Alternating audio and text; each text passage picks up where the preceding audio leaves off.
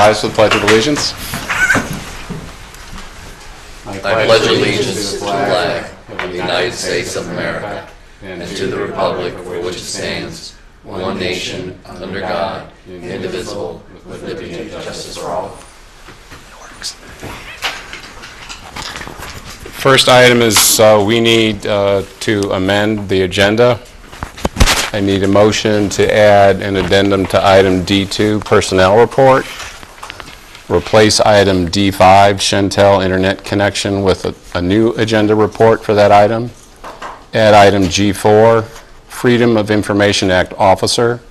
And add item G5, Capital Improvement Plan project update.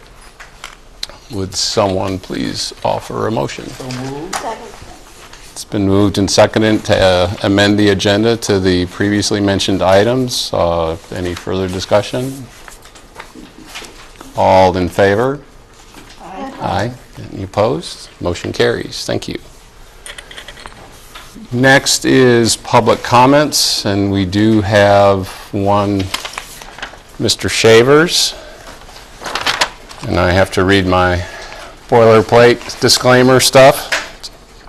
Persons appearing before the school board will not be allowed to campaign for public office, promote private business ventures, use profanity or vulgar language or gestures, use language which insults or demeans any person, or which, when directed at a public official or employee, is not related to his or her official duties, engage in behavior that disrupts the meeting or intimidates others, or address the school board on issues that do not concern the services, policies, or affairs of the school board. Individual speakers shall limit their comments to 3 minutes. A speaker representing a group shall limit his comments to 5 minutes. The representative shall identify the group at the beginning of his or her presentation. A group may have no more than one spokesperson. Mr. Shavers.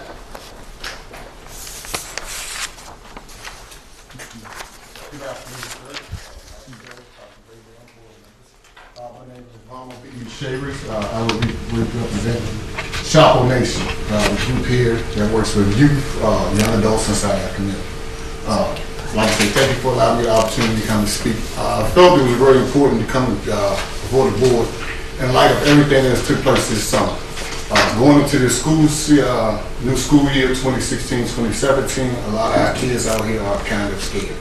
Like I say, a lot of these kids I work with on a daily basis. I don't care if whether it's Lincoln, Dunbar, Sandusky, Heritage Glass, it could be a private school. We talk to a lot of these kids. In light of the murders that have taken place in our nation this summer, whether it was New Orleans, whether it was Minnesota, whether it was Kansas City or Dallas, like I said, our people are scared. And one of the things we were working for and shooting for with the Lynchburg City School Board, we would like to know what is the diversity and sensitivity training that you all have for this coming school year. We would like to see the curriculum for it. If it's public, we can get that. Who taught it or who teaches it? What is the criteria for these people to learn to be in place to be a facilitator for this? Because we want to know it's going into the school year, like I say, it's not no regular school. I don't know how you people, you all been seeing it this summer. But like I said, you got people, social media is very important in our community. I had a chance to talk to some kids that was probably 8 years old, and I asked them, do you know how to work the smartphone? Of course they said, yes we do. Right, and when they put up the smartphone, guess what was on it? It was a dialogue, but it's a picture of the guy down in Louisiana dead. And we talking about 8-year-old here, right, who's going to be going to, whether it's Marvin Bass, Lincoln Elementary, whatever elementary schools is in our community. And I would like to know, what is the school board got in place to tackle this? What do we have in place for the teachers as they come back to tackle these new challenges that we have in 2016 and 2017? Also, for the school resource officers, I will be going before City Council next week to speak with City Council and hopefully set up a meeting with Chief Biz for the second time. One thing we'll be talking about is about the school resource officers. As you know, once again, right now inside of the community is, in some areas you would think it's an attack on police. In some areas you would think it's an attack on certain citizens inside the community. But actually it's an attack on all of us, because all of us is part of one community. What we want to do is make sure we take a proactive approach here in Lynchburg. Like I said, I talked to Dr.Brabrand on Briscoe and other members of the board. There's a serious epidemic in our community right now. I think when it comes down to being able to express yourselves in a positive way, this is my perspective, right? You know, 'cause teachers do a great job. But I mean, I'm hoping and praying that as this school season starts, that positive thing that we teach our kids and we teach our teachers will be able to come together this year. And hopefully through this diversity and sensitivity training program, if I think you already have in place, it is already in place, like I said, have every teacher been a part of this. Matter of fact, have every administrator been a part of this. Like I said, anybody who's talking or educating our kids this summer, we're supposed to be on one accord. I think the creed say by name, by child, and by need, from kindergarten all the way up. This year, our kids need a little bit more. Our teachers need a little bit more. I want to think it's just all about the kids, it's all about the whole community. If our teachers go to school well, they're going to be okay. You gotta think, what are we putting in place or talk to the, like I said, school resource officer administrators, because in light of the murders that took place throughout this country, you don't have these trials coming about. So in between classes, what most teens do, they're on social media, they're on the phone, they go into their home. This is the conversation what our school will have in place to make sure we combat that. But we don't need no kids coming in who may have seen something on the internet and upset because of this. And hey, listen, they might speak a little aggressive today. You know, they might not turn the cheek. They might have some folks on their mind. What do we do in place to make sure that that kid don't end up 365 or 10 days? Or as a matter of fact, let's talk about the teacher. Or the teacher might have come in that she's been watching this stressed or worried about, hey, this Columbine, but when it's going to happen, I'll see. So I'm praying and come to you guys to take a proactive approach. Diversity, sensitivity training, like I say, for the teachers, school resource officers, administrators. One of the other things that's very important, and I spoke to Dr. Brabrand, I was just like this for future coming, there's other issues that's going on in our school system that I really don't want to put on the public scale, but if I can talk privately after this, it would be very important. And that's, we got to make sure that we help these kids out here. We want to make sure we give every kid, I don't care where they're from, no matter where the geographic they're from, have the same opportunities. I know we say it, I know we preach it, and oftentimes, 99.9% of the time we do it. But sometimes we have this 1%, and it's that 1% that can allow a young man or a young girl to not graduate, to drop out of school, to end up having 1 or 2 babies, right, before 21.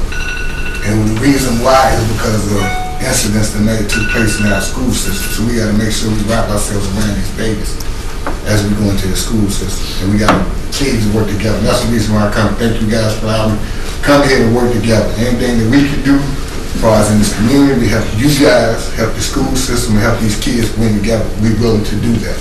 We're willing to listen. We don't have no answers, all the answers. You guys have all the answers. But it's somebody got to be to bring the community so we get these answers to those who need it in the community. I thank y'all for the opportunity to come out here and speak. And if I can give you help, please let me know. Thank you. Thank you.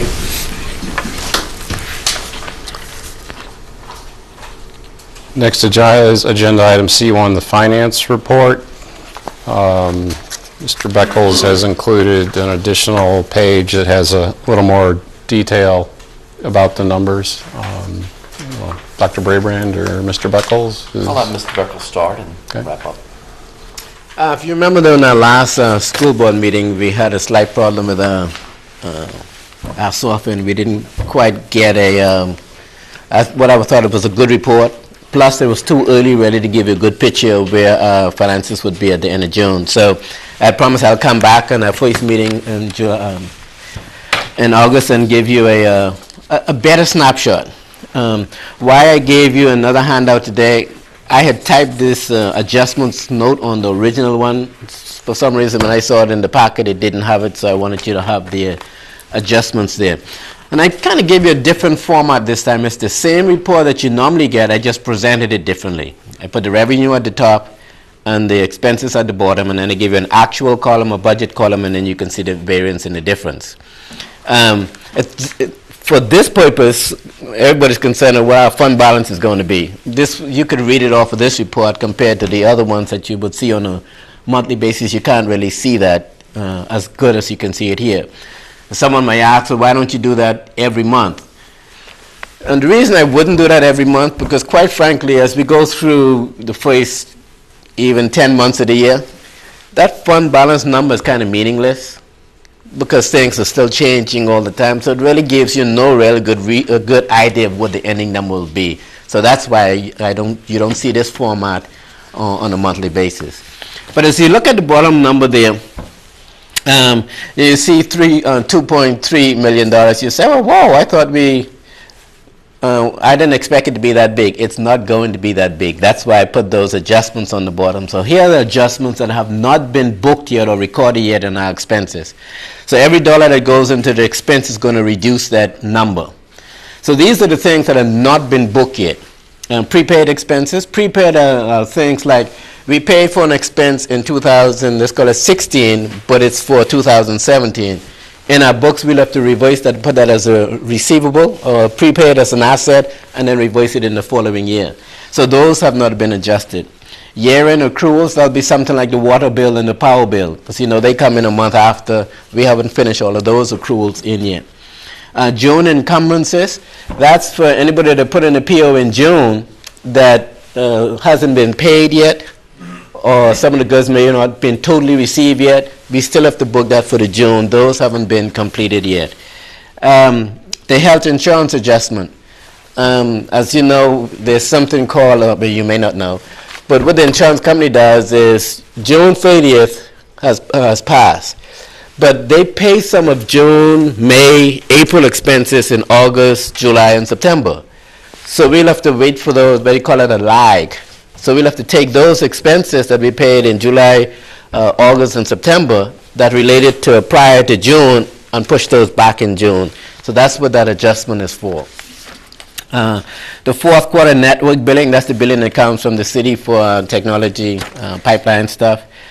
Sick and vacation accruals, the payout for those.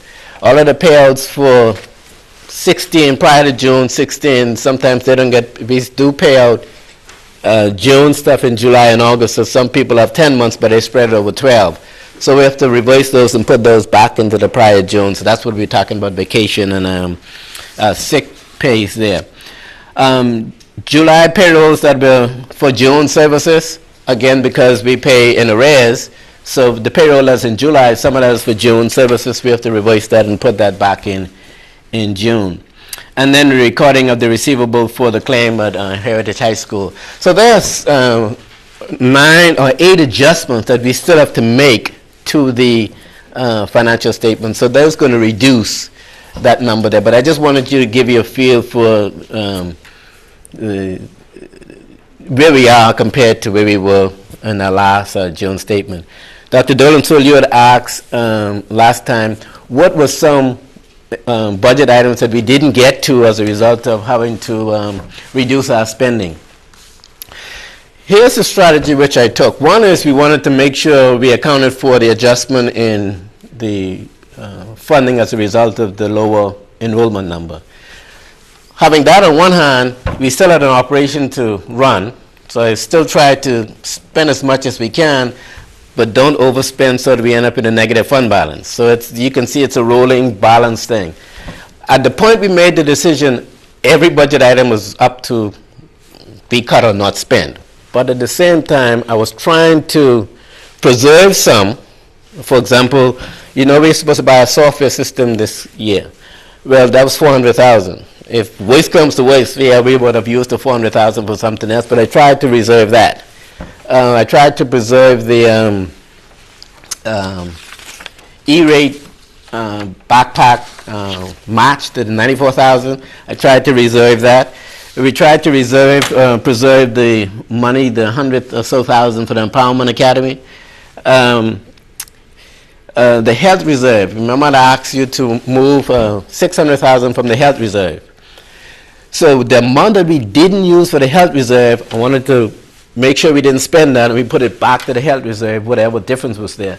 So in trying to balance those things, there were some of the things that didn't get done, but I tried to preserve those. So if we do have a fund balance, it would go back to those items that we didn't get to do in 16 that we could do in 17. It'll fall through on the fund balance number, in which you would see those again. Okay, well, I really appreciate your going in and getting the detail for us, but I just have a procedural question for the board, really.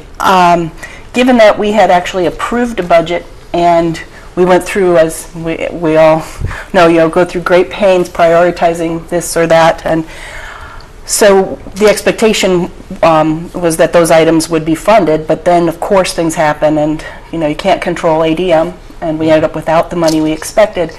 So my question is when is it appropriate for the board then to be involved in the decision about what doesn't get paid for?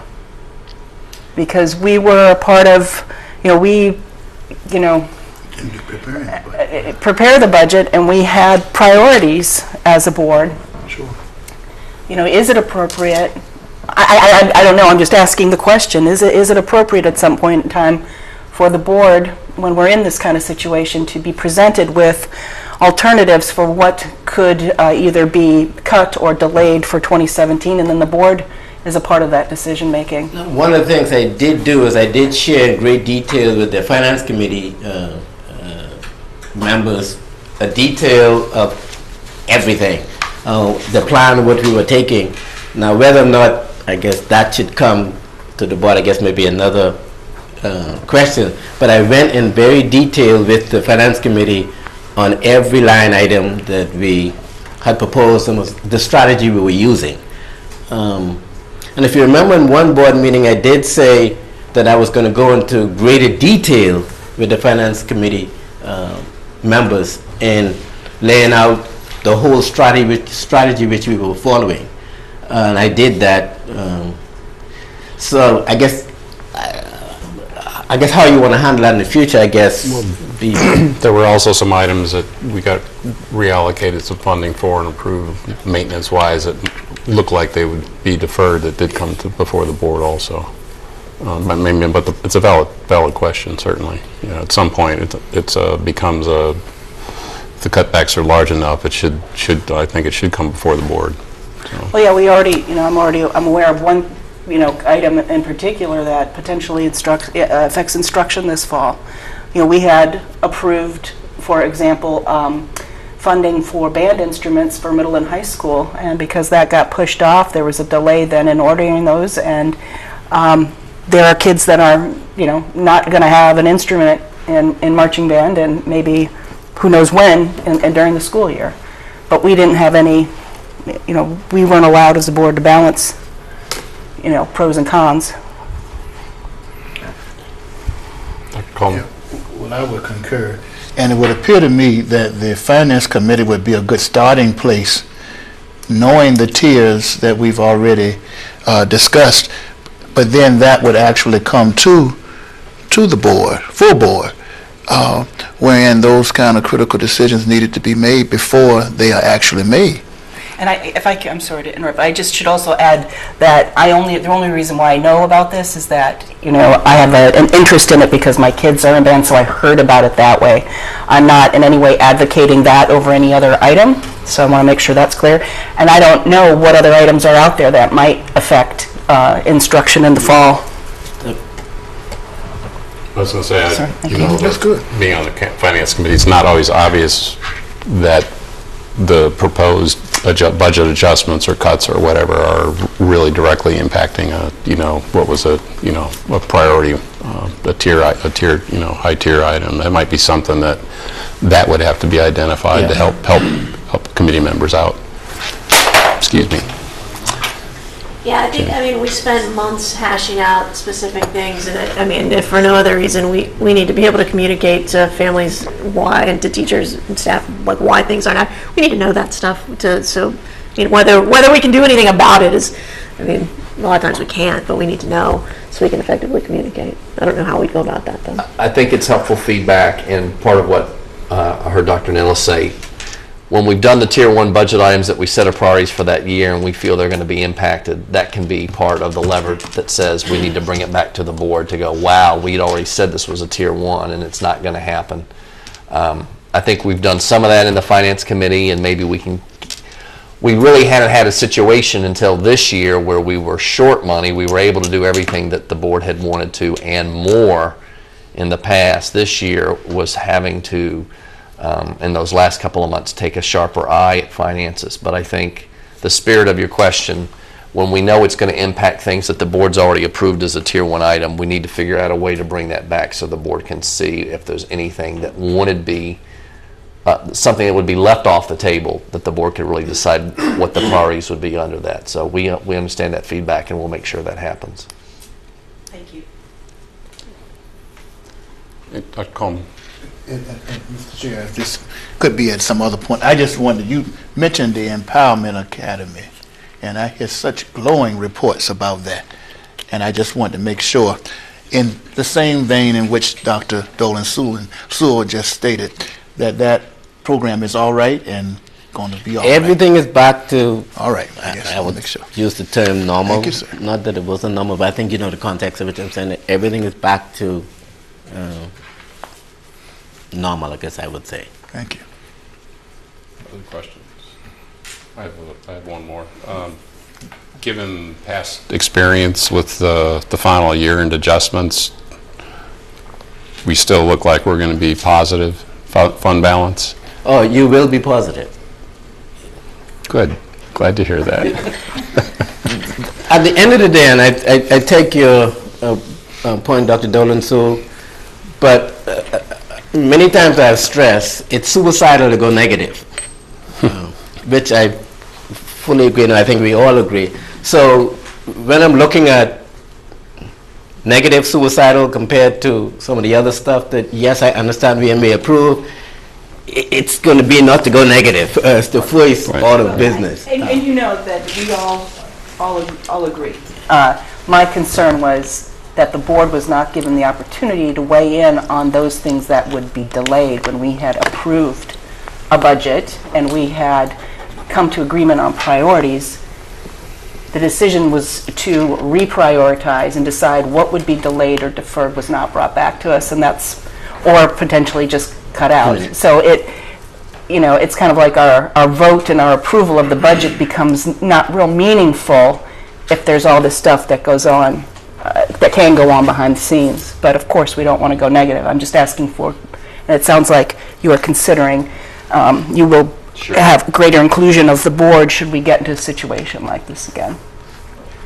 Thanks. Well, the situation we got in last time will never happen again. I don't normally use the word never, but in this particular case, that won't happen again. Now, I don't know what else would happen, but I get the point. Whatever happens next time, make sure it's fully communicated, not just to the finance committee, but to the board, and point taken.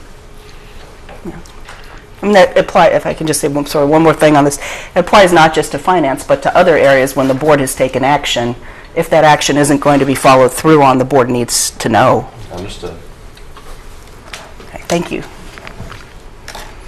Any other questions? If not, we'll move on to the consent agenda.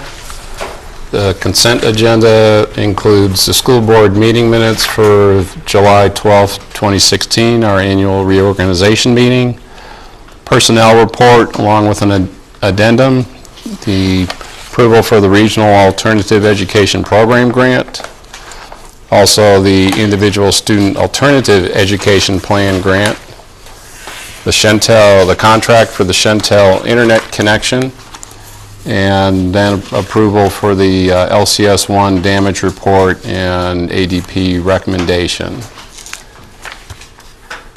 Is there a motion to approve the consent agenda? Second. Any further discussion? All in favor? Aye. Aye. Motion passes. Next item is school board committee reports. I don't know if there are any. It's been summertime. And Dr. Coleman. Yes. I would like to indicate that the Equity Task Force is going to have a great year. We have already received the Equity Task Force committee meetings, and of course the composition of that committee, I'm assuming we will know from the board side. But starting on August the 11th, we have the planning meeting to go over the structure of the task force and to make sense out of the particulars that have already been presented to us. And I see a schedule here letting us know to the T every meeting through June the 22nd, 2017. Thank you. Any other committee reports? Okay. So that brings us to unfinished business and the school board governance norms and protocols. And that's on me. So with apologies. This was a set of norms we developed at the VSBA retreat in early May, and with the new board membership, we've brought it before the board again for approval. Just hit the highlights, I think, which are on the first page, which I think really are really guide the discussions and how we interact with the public as well as ourselves. We agree to employ the following norms in all our interactions. We will hear each opinion, but ultimately act as one. Speak candidly and courteously to each other, and listen to dissenting or different viewpoints with an open mind. We will help each other to depersonalize disagreements, and once we reach a decision or compromise as a board, we will support the will of the board in word and deed. The chairman or designee will speak as the official voice of the board. A single board member will not represent the board without the consent of the board, and board members making personal statements in any format, including speeches, articles, social media posts, etc., should clearly state that these statements are their opinion and not the position of the board. We will be mindful of different roles and responsibilities throughout the school system and maintain a focus on policy and governance. We will be aware of the different roles we play as individuals, board member, citizen, parent, etc. We will be focused on our work as a board and not interfere with the day-to-day operations of the school system, which is the responsibility of the superintendent. And we will maintain open communication with each other, the administration, and the community at large. Information shared with one board member will be shared with all members. If considerable work or time is required to generate data, the full board must endorse the request. And there's some more details, but I'll leave those as a homework for the individual board members. I'm sure you've all diligently perused them. Are there any questions or comments? Dr. Coleman. Yeah, this is just wonderfully done, and the input for those who are newest on the board, I think that has been wise. It was very interesting to see at the Virginia School Board Association Conference on Education how some of the school boards have not had the opportunity to be afforded what we have been afforded to do in preparing documents as necessary as this. And so I'm in total favor of it. I just needed to make sure I had clarity on the Facebook part. So I guess that's under the use of social media, and then it's mentioned under the chairman or designee will speak as the official voice of the board. As it relates to social media, as it relates to technology, as it relates to helping us to achieve a community engagement, etc., that is appropriately authorized, I think I'm clear that we should use the LCS site for content. However, if you go to something and you take a picture that the LCS content may not address or something of that nature, and it is decent and it's complimentary, I just see at the end of this nice presentation, violation 1, 2, 3, and I don't want to ever get to any of those. So I'm just trying to make sure we are clear on that piece, and that can be discussed later. That's the only thing. I mean, I think this is wonderful. We need to keep this before our eyes and ears and hearts at all time. I'm in full compliance with it. But sometimes I'm not sure if what is on the LCS, and I know Ms. Babb, maybe she can explain it to her, how she decides what goes on there and doesn't go on there. But there may be some things that you may feel a nice shout out for would be most deserving, and I don't want to be conflicting with that. Am I making any sense?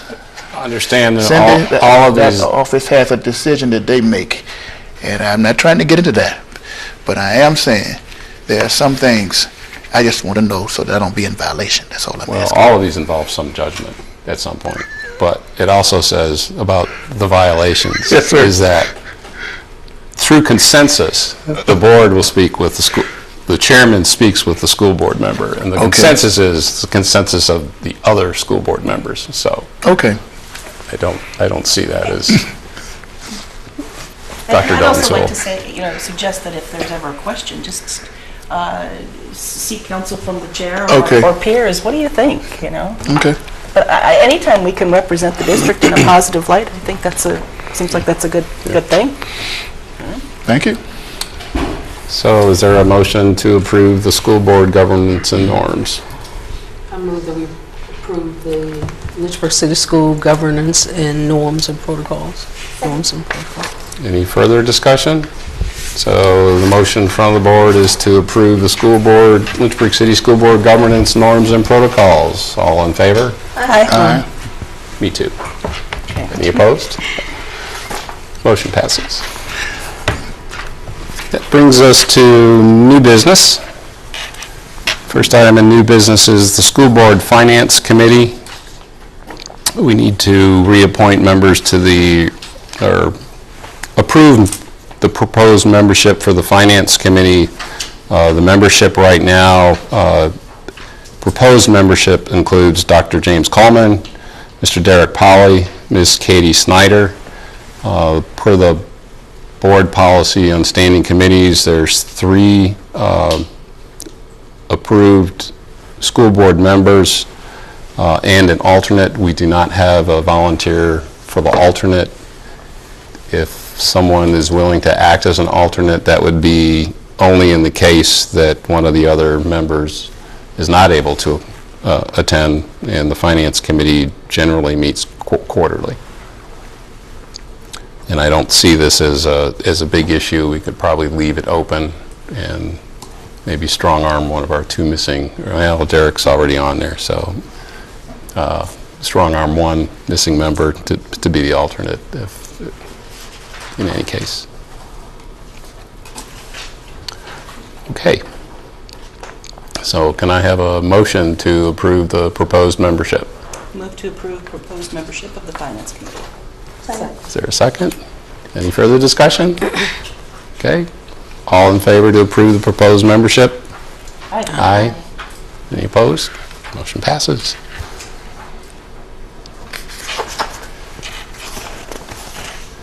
Next new business item is the Friends of the EC Glass Art Collection. I don't have this. Here we go. In May 2011, the school board appointed Ms. Waller to serve as a representative. She is off the board now.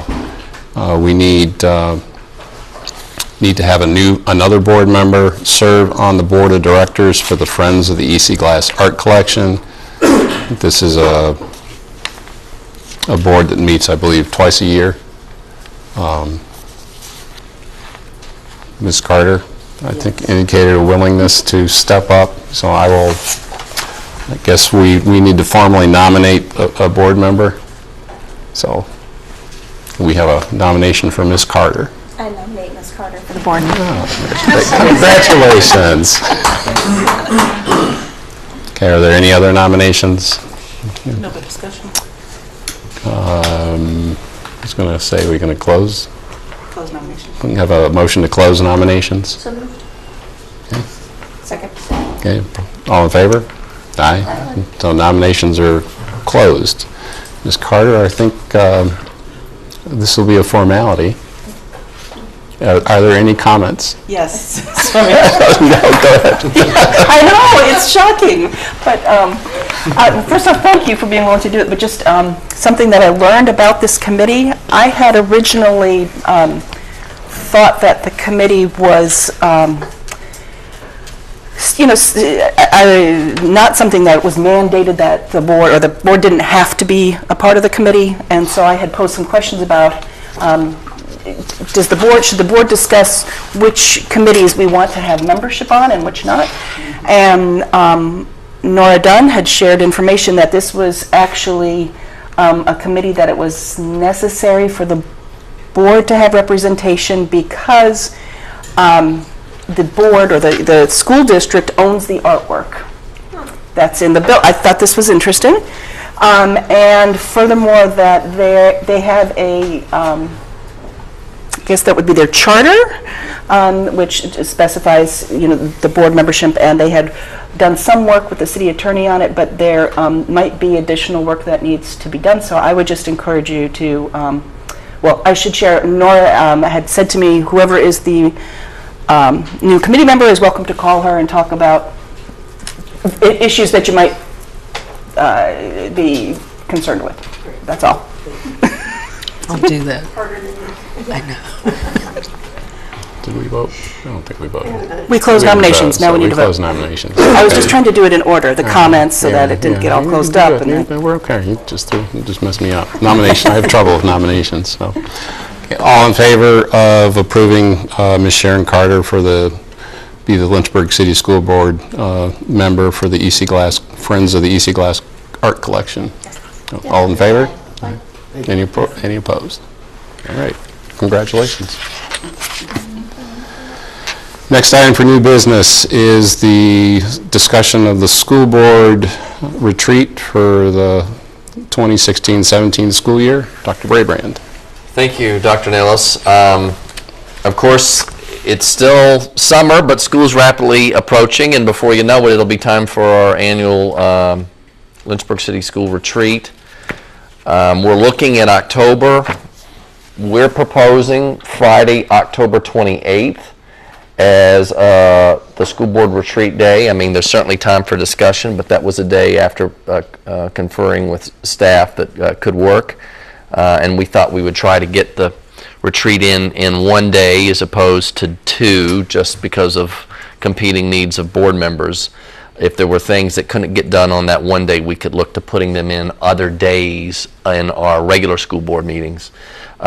We also would want to collect what the agenda topics are. So as we have in past years, if you would send Wendy Sullivan over the next week or two topics that you would like addressed at the retreat.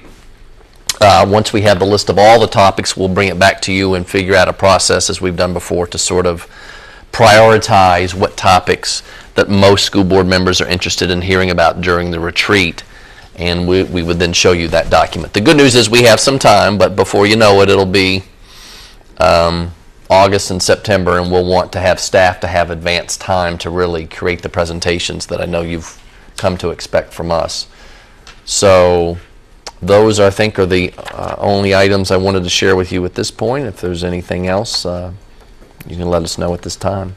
Questions, comments? Dr. Dolenso? a question, just looking at the calendar here, I'm actually out of the state. I can try to get things rearranged, but it involved being out both Thursday and Friday of that week. Was there a second choice?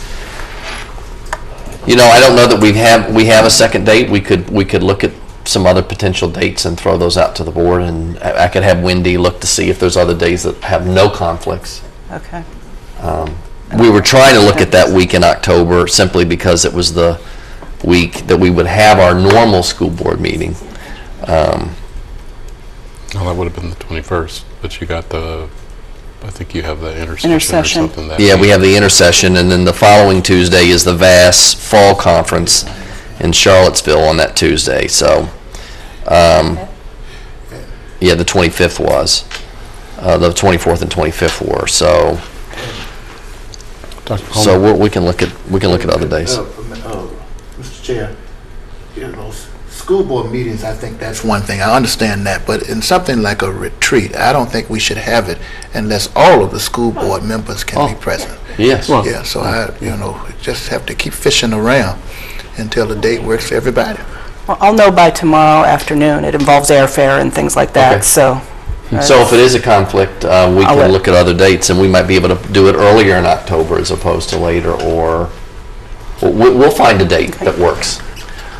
So it's finding the date and getting consensus, and then starting to send Wendy topics that this board would like to see presented at the retreat. We need feedback from Mr. Powley and Ms. Williams too, so. Maybe in the Friday memo, I could put out some potential dates, and we'll see whether they are, we can find one date that's conflict-free.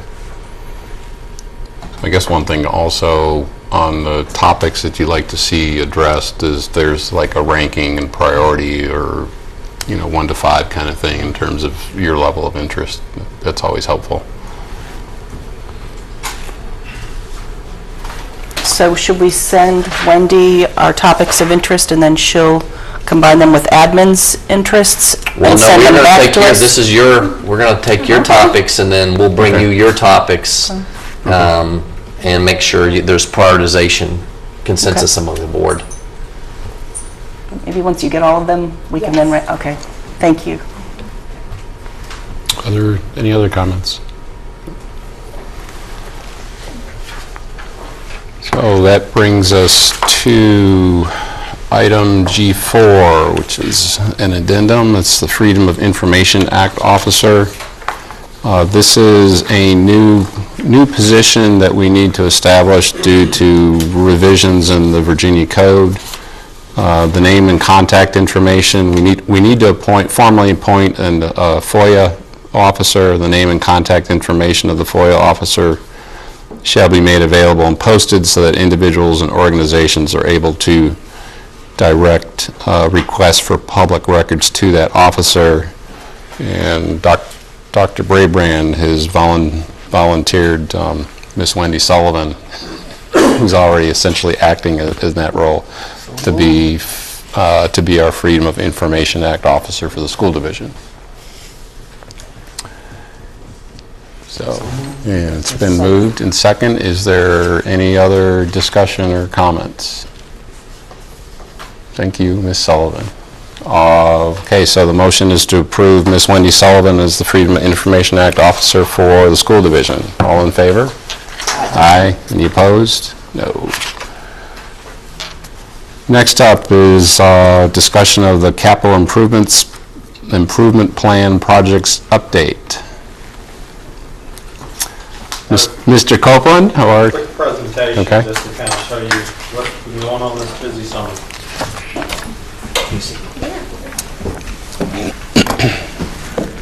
So, school got out, let's see, that was back June 9th. Graduation was the 13th, and we immediately turned to on a very busy summer. I'll go through some of these with pictures. But we constantly do paving. This summer we've taken into some parking lot expansions, and I'll show you one of those.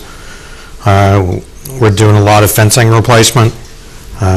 We did a window replacement at Fort Hill, electrical service upgrade at Heritage Elementary, ceiling and lighting replacement at Deerington Elementary School for Innovation, which looks outstanding.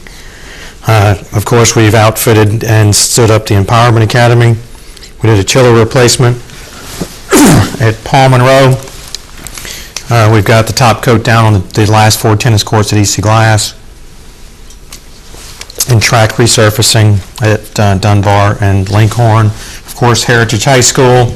And then we have installed new student desks at all secondary schools. So it's been a very busy summer. Our maintenance department and our construction project management team has been very busy, so I wanted to show you a few pictures of the results that you'll see as you move around the city. So on the left-hand side of the screen is the resurface of the Dunbar track. It doesn't have its lines yet, but the Lincoln Middle School track got the same thing. So that's really a reapplication of the rubber top coat that you see on tracks. In the top right-hand corner is an actual expansion to the parking lot at Sheffield Elementary School. If you've had driven into that elementary school, it was a very tight parking lot, and it was very hard to get in and out of. Even in the bottom picture there on the right, we relieved that curb, so there's not a hard 90-degree turn requirement there. We're hoping that's going to provide a lot of relief in that very busy little tiny parking lot. We've got fencing projects that are really just now getting underway or have been over the past couple of weeks. Top right photo is Bass Elementary. We did the fencing along the back of their paved area playground and where they play kickball and the basketball goals are, and then actually around their playground. The left-hand photo is the high fence around the park that's behind R.S. Payne Elementary School. So all the fencing at R.S. Payne gets replaced, and the bottom right photo is a quick look at the retaining wall that was there. That was grown up bushes, shrubs, and old railroad ties kind of holding up that. So we're doing retaining walls on both sides. So lots of aesthetic improvements at R.S. Payne, Bass, and Dunbar, and Heritage Elementary School. We're tying in their fences with the Heritage High School fences this summer also. I think one of the better projects we did this summer is we replaced the windows at Fort Hill, and there's a great before and after shot. That building has needed it desperately, and it's a significant change to that building. We were also installing blinds for the classrooms when they need to dim. A couple of things on the mechanical and electrical side. On the left-hand side, we replaced the electrical service in Heritage Elementary School. We did that back at the end of June. There's a couple of pictures in the top right of the Deerington Elementary School lights and the new ceiling.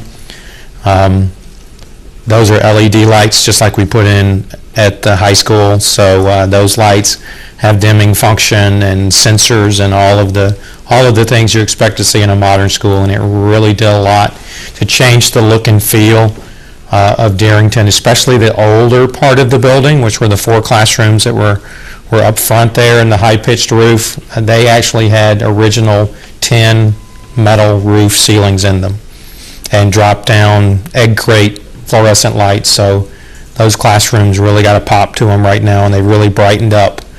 Teachers are real happy with them. And in the bottom right corner is that brand new chiller we installed at Paul Monroe. That one was really kind of an emergency thing that we funded in the spring of the year, as we realized that chiller wasn't going to make it through another year. So that was one that we really desperately needed to do.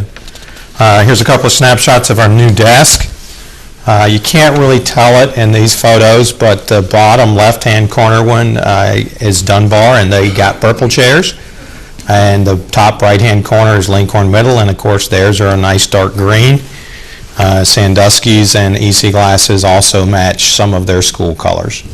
And a few of you have seen the desk. This is the same type model series desk and chair that's gone into Heritage High School. So this desk we think will do a lot in our Chromebook environments and our collaborative learning and project-based learning to enhance our schools. And then there will always be more to follow on this, but I wanted to share some photos. These photos were actually taken by Maria Yeager.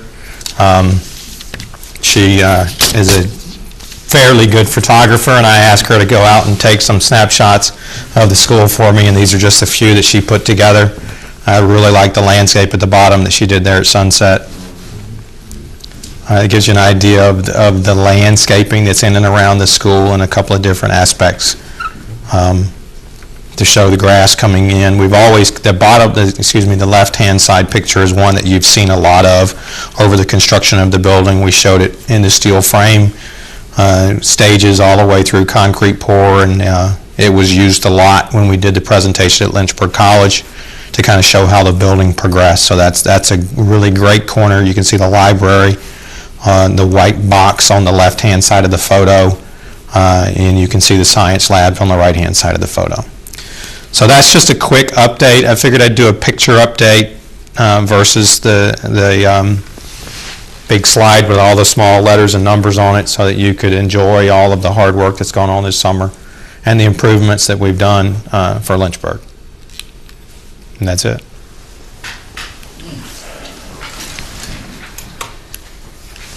Board comments? Amazing. Very impressive.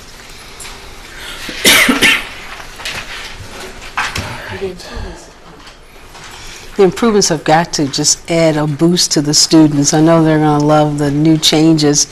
And that retaining wall that Robert has painted, I didn't realize there was a wall there. I thought that was something new, a new addition. So that looks great. You've done a great job getting all these things under. Drove in from Heritage this afternoon, I noticed that the windows were being placed on the 12th Street side of Empowerment Academy. So yes, that's kind of the last piece of getting that ready. Very good, thank you.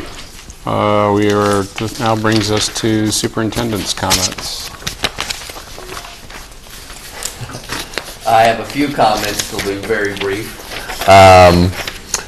I'm very excited about our new teachers. I'm excited about all of our teachers, but this week I got to see new teachers at our new teacher orientation on Monday. I want to thank Sharon Carter for coming out and being a part of that wonderful program. And we really have some exciting, dynamic folks who are joining the LCS team, and the energy in the room was just palpable, and I'm really looking forward to this year and their participation in our school system. So we'll welcome them to the family.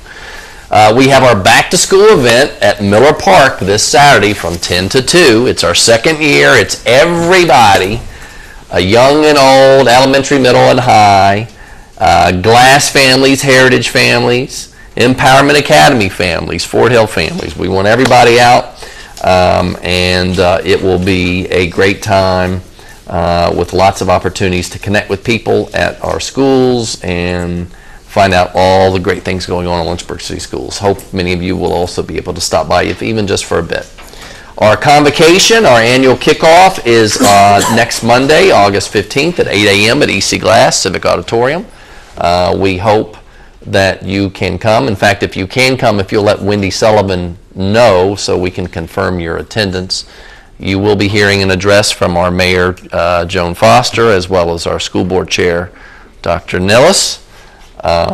And I will be sharing updates with the faculty and staff, as well as Mr. Copeland and Dr. McLean. So we look forward to that. I also want you to know on, goodness gracious, I believe it is on Friday, we have our Fill the Bus from 10 to 2. We're partnering with Walmart for our annual back to school supply drive from 10 to 2. There'll be tables and tents set up at the entrances of Wards Road and Old Forest Walmarts. And school board members are invited to come by there and help us get ready to get back to school for that.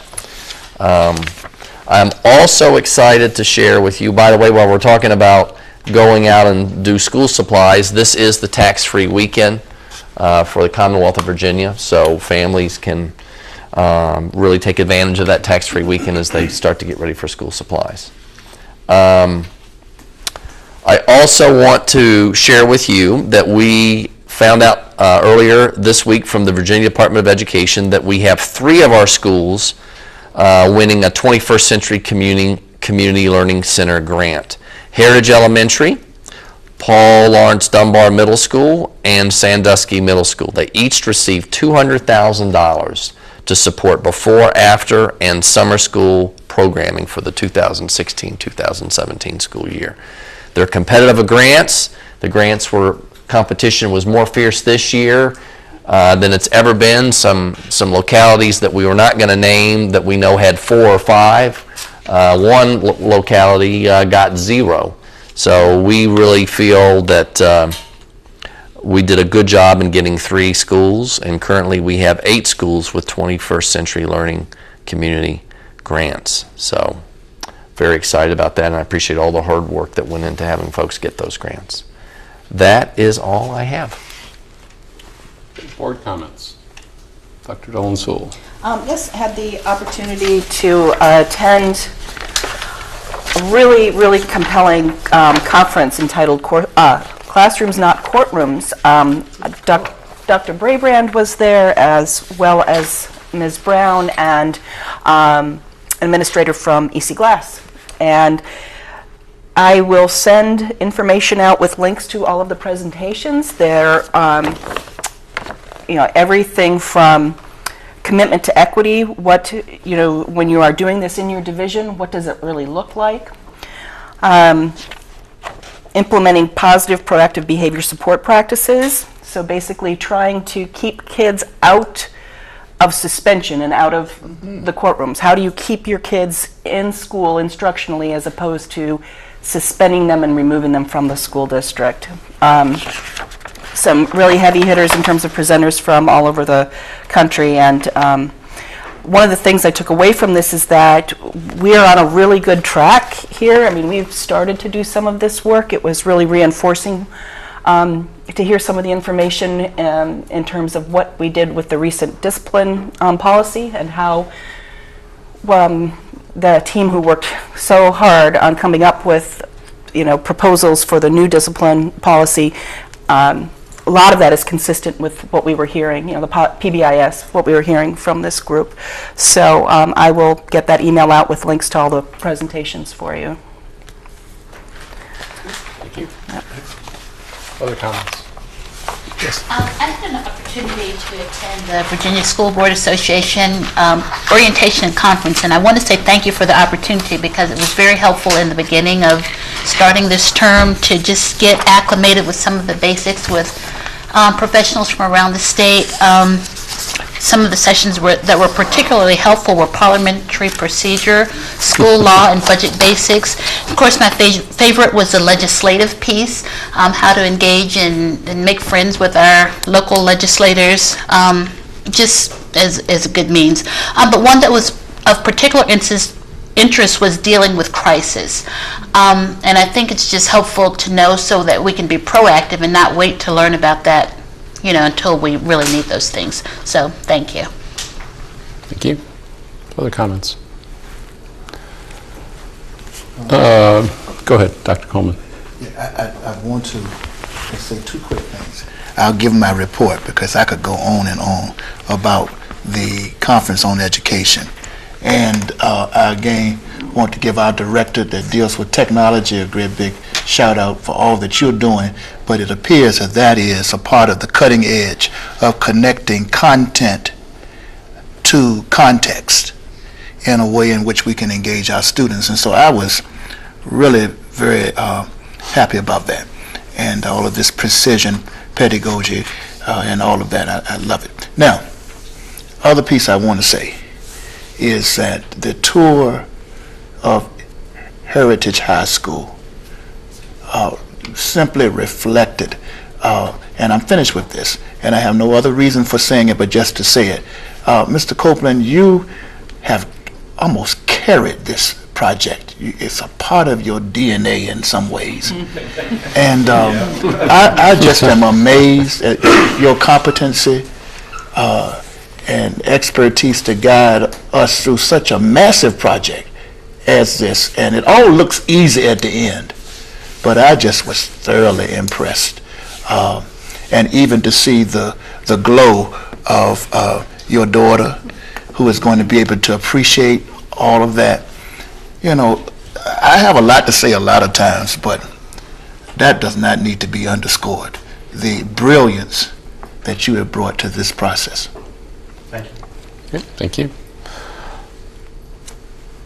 But also I noticed that whenever a project is undertaken, you try to do the best, with what we have, and that looks great. It's just the retaining wall going up, redoing that looks great, and just the windows at Fort Hill, that has to make a student just feel better. And just seeing how happy your daughter was, wait till you see all the other students there, how happy they're going to be, and it makes you just appreciate what you have. And I think the students will really just love it, enjoy, all the changes that are happening in the schools. And with Deerington, just the lighting, how that really impacts and helps people. That's just great. Thank you.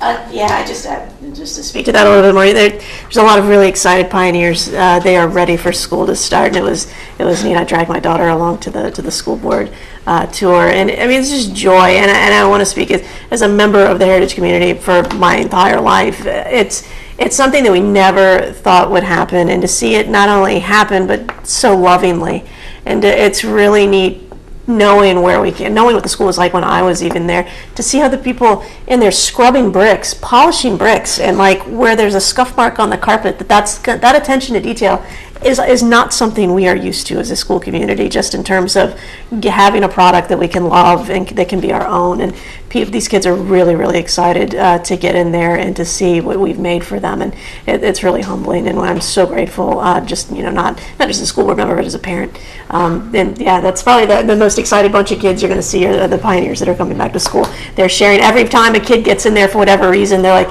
"How'd you get in there? Can we all go? Where'd you get the pictures?" And it's really neat to see. So I'm going to say this a bunch of times before we actually dedicate it, but while we're talking about it, just thank you so much. We are so grateful. Yeah, I'll add my appreciation too. I enjoyed the tour, and we had 4 kids to go through the old heritage and passed on a couple of pictures, and I was like wide hallways, 2 levels, no roof leaks, and the temperatures even throughout the building, and they were pretty envious. And those are fairly generic comments, but really, they're just like that's where the way they were at with the old building. So thank you. One other item for we have the Virginia School Board Association Annual Convention is November 16th, 18th. That we need to appoint a delegate and alternate to the delegate assembly for the VSBA.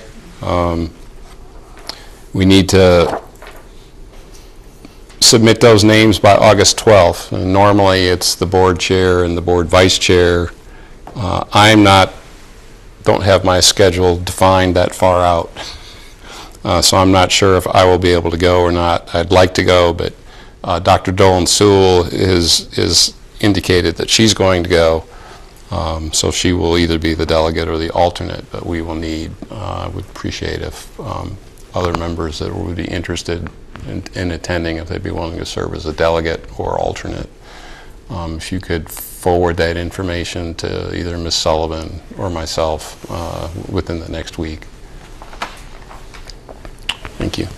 I think that's it. Next school board meeting is Tuesday, August 16th at 5:30 p.m. in the school administration boardroom. And with that, we're adjourned.